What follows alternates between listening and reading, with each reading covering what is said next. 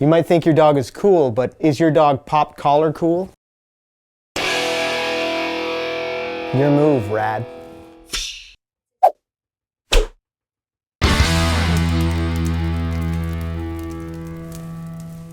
Three collars. Well played, Rad. Now, I don't want you to actually use three collars at the same time with your dog, but if you're struggling with your training, it may be because you're using the wrong piece of equipment. Today I'm going to give you 3 examples of different training collars so that you can choose the right one for your dog. I'm Ken Steep, and welcome back to McCann Dogs.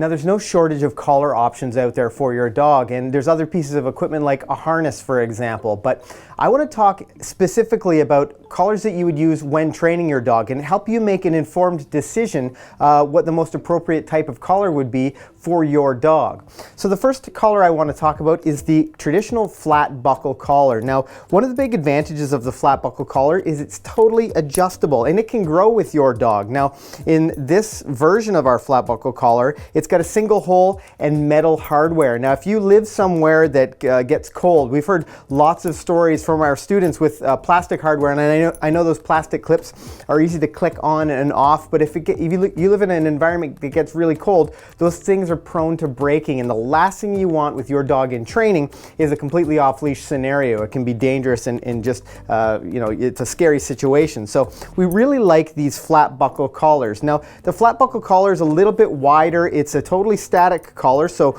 once it's attached, it doesn't move at all, and it can be adjusted to whatever the size of your dog's neck is. Now, when you're fitting your flat buckle collar, you want to make sure that it sits up relatively high on their neck, and then that you can get 2 fingers in between the collar and their neck. That way you'll know it's fitted appropriately. So often people have their collars really loose on their dog, and it presents some challenges when you're trying to teach them to walk on a loose leash, for example, because that collar's sliding up and down and your dog really doesn't ever know when that leash is tight. We published a video not that long ago about teaching your dog to walk on a loose leash, and if that's something that you're working on right now with your dog, then you're definitely going to want to check that video out. Now, for those of you that need a little bit more control, the snap around collar might be a good option. You might hear some people refer to it as a Volhard collar, but that's like calling tissues Kleenex. Now, the snap around collar is a really nice option because it sits up higher on the dog's neck. I found this a really handy collar when I was training one of my labs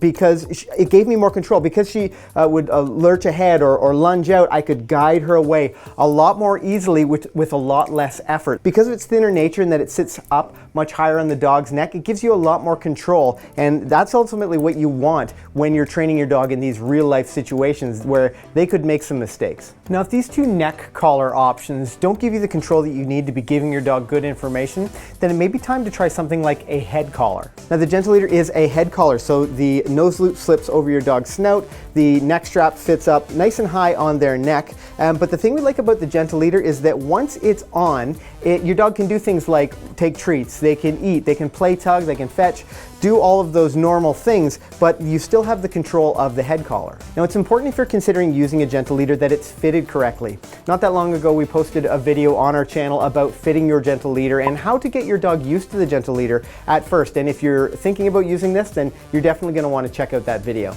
A real benefit of this head collar is that it's a pain-free, non-confrontational way to give your dog information. We recently took Beeline down to the city. Beeline is our border collie puppy, and the city would be a new experience for her. It's a really busy environment with lots of people and new sounds, and this was a great way to allow her to be a little bit more settled while we were taking her around in those locations. Something I really like about the Gentle Leader is that it's not a forever tool. So once your dog stops pulling on leash on your walks and when they're stop jumping up and listening a little bit better, you can transition it into a flat buckle collar. Now, we posted a video about this on our channel. I can link it above specifically about weaning off the Gentle Leader, but this tool has proven very, very helpful for lots of people who have those really rambunctious dogs. Now, as I mentioned earlier, there are lots of different styles of collars out there, but the 3 that I was talking about today are specifically for training. Now, I'd love to know, is there one type of collar that you found especially helpful when you're training your dog? Let me know in the comments below, because I'd love to open up the discussion and find out what you found really helpful for your training. And I hope this quick look into training collars for dogs helps you decide what collar is right for your dog.